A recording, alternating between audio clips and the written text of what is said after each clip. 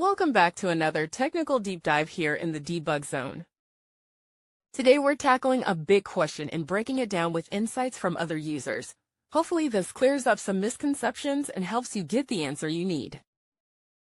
So buckle up, stay a little curious, and let's jump right in.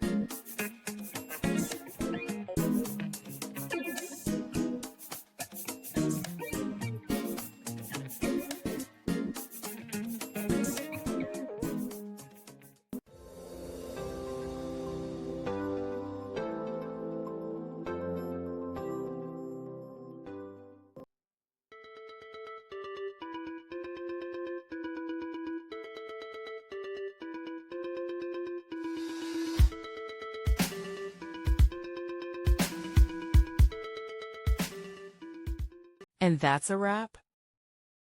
I hope you found the answer you were looking for. If you did, take a second to hit that subscribe button. It really helps out. And let me know in the comments which solution worked best for you. See you next time in the debug zone.